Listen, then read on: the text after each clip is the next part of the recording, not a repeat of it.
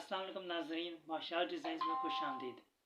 आज की हमारी इस वीडियो का मौजू है सस्ता घर बनाने के तरीके।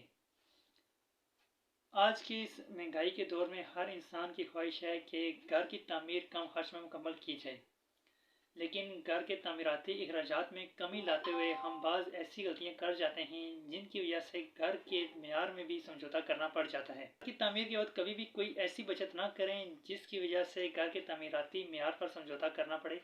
आज हम आपके सामने चंद ऐसी तजावीज़ रखेंगे जिन पर अमल करते हुए आप घर की तामीराती अखराजात में तो कमी ला सकेंगे, लेकिन मेयार में किसी किस्म का कोई समझौता आपको नहीं करना पड़ेगा। तो सबसे पहले उन तमाम नुकात की एक आउटलाइन में आपको दे देता हूँ, उसके बाद उन तमाम नुकात पर तफसील से बात कर लेंगे। घर की तामीर से पहले उसकी मुनासिब और मुकम्मल प्लानिंग कर लें। घर के कवर्ड एरिया को कम से कम रखें। इम्पोर्टेड मटीरियल के बजाय घर में लोकल मटीरियल का इस्तेमाल करें। दूसरी मंजिल की दीवारें पहली मंजिल की दीवारों के ऊपर ही बनाएं। ओपन टू स्काई के बजाय पूरी गली दें। इसके फ़ायदे क्या होंगे ये तफसील से जब डिस्कस करेंगे तो उसमें आपको बताएंगे। खिड़की के साइज़ और शेप से भी तमीराती लागत में काफ़ी फ़र्क पड़ता है। हर कमरे के साथ अलग बाथरूम बनाने के बजाय एक बाथरूम को दो कमरों के साथ अटैच करें। तो आइए चलते हैं तफसील की जानिब।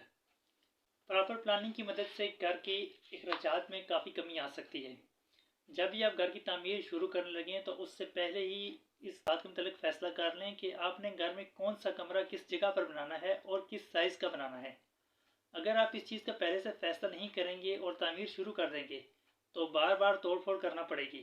तोड़ फोड़ की वजह से मटीरियल भी ज़ाया होगा और वक्त भी ज़ाया होगा, और ये दोनों चीज़ें ही घर के अखराजात में काफ़ी ज़्यादा इजाफा कर देती हैं। घर का कवर्ड एरिया जितना कम होगा उतने ही तमीराती अखराजात कम होंगे। इस मकसद के लिए घर के अंदर लॉबीज़ और गैलरीज वगैरह बनाने से गुरेज करें। घर के अंदर बनी हुई लॉबी डिज़ाइन के लिहाज से तो काफ़ी खूबसूरत नज़र आ रही होती है, लेकिन तमीराती अखराजात में काफ़ी ज़्यादा इजाफा कर रही होती है।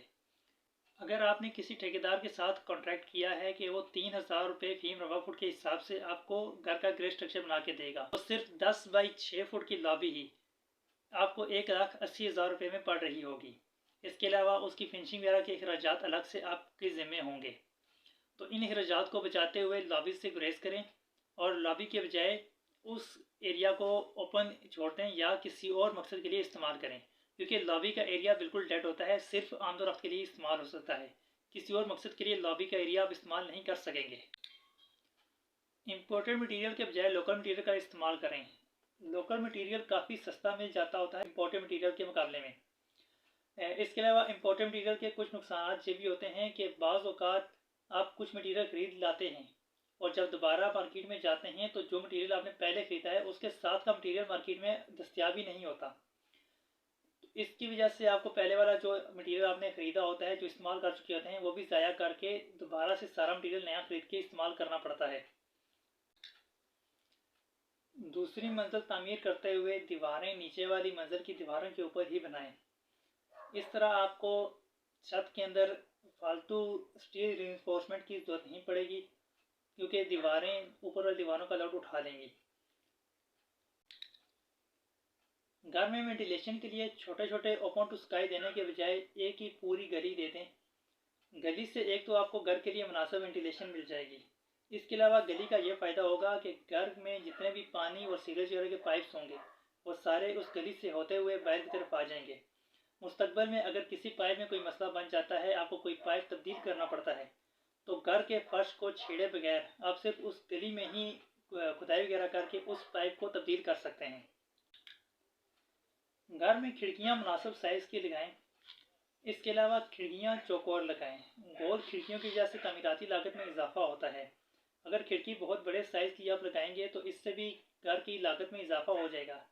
अगर खिड़की बहुत छोटी लगाएंगे तो खिड़की छोटी होने की वजह से ना तो घर में आप मुनासिब हवा आ सकेगी, ना ही रोशनी, और इस मकसद के लिए आपको बिजली का इस्तेमाल करना पड़ेगा, बल्ब जलाने पड़ेंगे या एसी लगाना पड़ेगा, जिसकी वजह से घर की लागत में तो कमी आ जाएगी, लेकिन बाद में बिजली के बिल में खतर ख्वाह इजाफा हो जाएगा। आजकल एक कंसेप्ट बहुत आम है कि घर में हर कमरे के साथ अटैच बाथ बनाया जाता है। अगर आप पुराने घरों को देखें तो ऐसा कोई कंसेप्ट नहीं होता था, बल्कि पूरे घर में ही एक या दो बाथरूम बनाए जाते थे, जिसकी वजह से पहले वाले घरों की लागत काफ़ी कम होती थी। इसलिए अगर आप अपने घर में अटैच बाथ बनाना ही चाहते हैं तो एक बाथरूम को दो कमरों के साथ अटैच कर लें। घर की एलिवेशन से मुतल्लक एक बहुत ही ज़रूरी पॉइंट जो भी जहन में आया है कि एलिवेशन में आजकल टाइल लगाई जाते हैं। लोग टाइल ये सोच के लगा लेते होते हैं कि एक बार टाइल लगवा लेंगे तो बाद में पेंट वगैरह नहीं करना पड़ेगा।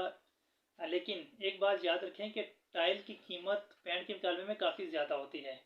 इसके अलावा टाइल का एक मसला ये होता है कि हर 2-3 साल बाद टाइल का डिज़ाइन तब्दील हो जाता है और वो पहले वाली टाइल आपको पुरानी लगना शुरू हो जाएगी। जबकि पेंट करते वक्त आपको ये फ़ायदा होगा कि जब भी आप पेंट करेंगे तो घर आपको बिल्कुल नया लगना शुरू हो जाएगा। टाइल का एक नुकसान ये भी होता है कि अगर अरसे बाद टाइल किसी वजह से टूट जाती है तो जब आप मार्केट में जाएंगे तो जो टाइल आपने पहले से लगा रखी है वो आपको मिलेगी ही नहीं, बल्कि आपको एक अलग डिज़ाइन की टाइल लेके लगाना पड़ेगी, जिसकी वजह से आपका घर काफ़ी बुरा दिखना शुरू हो जाएगा। घर में डिज़ाइन एलिमेंट्स ऐसे रखें जिन्हें बनाना आसान हो। बहुत छोटे छोटे डिज़ाइन एलिमेंट्स बनाने में टाइम बहुत ज़्यादा लगता होता है, और कंस्ट्रक्शन के काम में जितना टाइम ज़्यादा लगेगा उतनी ही लागत बढ़ती जाएगी, क्योंकि कंस्ट्रक्शन मटेरियल आए रोज़ महंगा होता जा रहा होता है। अगर आप अपने घर के लिए नक्शा बनवाना चाहते हैं या किसी किस्म का इंटीरियर डिज़ाइन करवाना चाहते हैं तो हमसे हमारे व्हाट्सएप नंबर पर रब्ता करें। हमारी ऑनलाइन सर्विसेज पूरे पाकिस्तान के लिए दस्तयाब हैं। शुक्रिया।